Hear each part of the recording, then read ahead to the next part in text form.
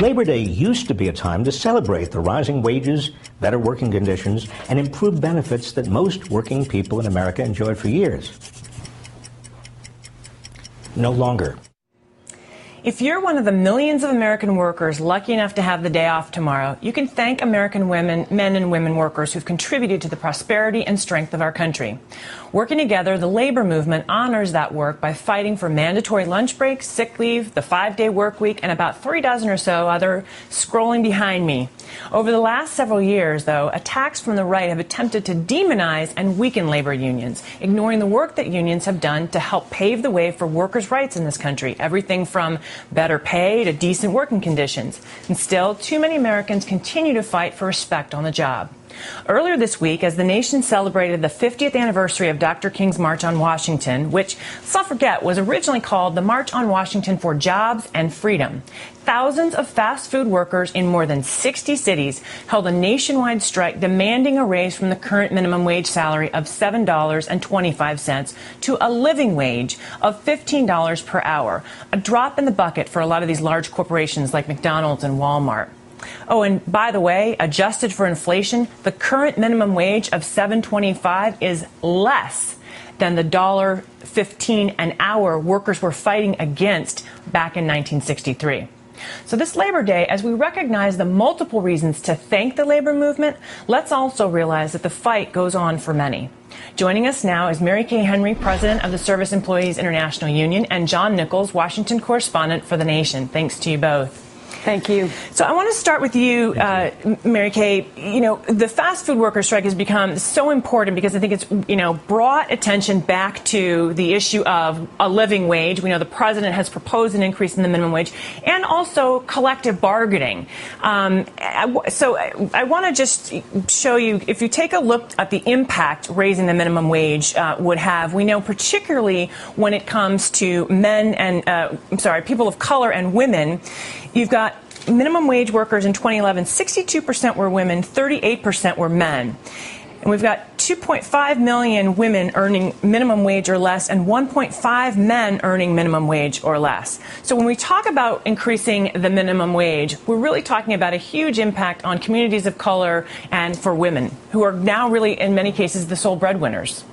That's right. That's an amazing way that you just painted that picture. And that's why I think our members are so proud, Karen, to stand with these fast food workers and the Walmart workers, because they're not just standing up for themselves, they're standing up for all of us. We have a low-wage economy where by 2020, 48% of the jobs are going to be low-wage jobs. And unless we support the fast food workers winning their demand for $15 an hour, we're going to keep heading in this direction. And that's why we are so proud this Labor Day to think about how do we restore the basic American value that when you work hard, you can earn a decent living. Because that basic promise to American working people has been broken. You know, John, one of the sort of what we hear from the other side is they say, oh, these fast food workers, these are teenagers, which we know is not true. Generally, I think the median age is about 28, and these folks are generally breadwinners in their families. You know, the companies will say, well, we can't afford the living wage. I mean, look what it would do to profits.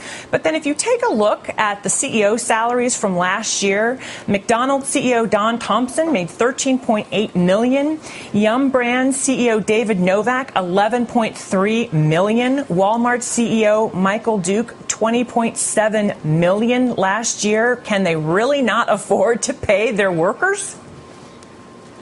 Of course they could pay their workers more. The fact of the matter is that it's not just the CEO. We always talk about CEO pay, but then there's executive vice presidents and directors and all sorts of other folks. The fact is that these corporations pay a handful of people a huge amount of money, and yet they contribute to a direction that our economy is going that's very, very dangerous. Since the Great Recession, 2/3 of the jobs that have been created have been below $14 an hour.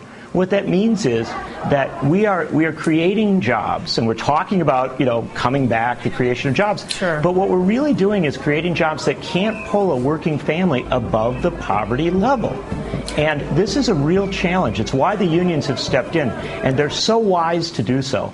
Because at the end of the day, it's not just about unions or non-union workers. Right. It's about the kind of economy that we create. Well, and I think that's so important because one of the things we also know is that over this period where you've seen wages are stagnating, we have seen, again, CEO pay going up, but we have also seen a 25% increase in productivity. So workers are working harder. Somebody's profiting. Oh, yeah. Clearly, that money is not being reinvested into the workers. That's correct. I think it's That's exactly you're right. pointing. And Sorry, go ahead, John. yeah. I'd say that's exactly right. And the fact of the matter is, this is bad economics. It is unwise. It's great for if you have a cash-out economy, if you want to make your money and leave quickly. But if you want to make a long-term commitment to the United States, you have to talk like Mary Kay Henry's been talking here, right, saying what it's going to be like in 20 years or 25 years. And the fact is, it is unsustainable to keep creating an economy where a handful of people take so much money out of Main Street, right, and then the people who actually spend money on Main Street are scraping to get by. And so what we're seeing now is, with these fast food strikes and all these actions, is a return to some of the values that you saw with the March on Washington, a recognition that you really do have to take care of those folks who are making the least, right, in order to maintain an economy that functions for everybody. You know, Mary Kay, very quickly, labor's role in this has been critically important. And as I had mentioned in the opening, we have seen a real attack on the labor movement, a demonization, if you will. We've seen a myriad of measures at the state and local level. We've seen attempts at the federal level to really weaken unions. What is the labor movement doing to strengthen? I mean, one of the things we've seen certainly is broader coalitions like the Moral Monday, like the engagement around these fast food workers.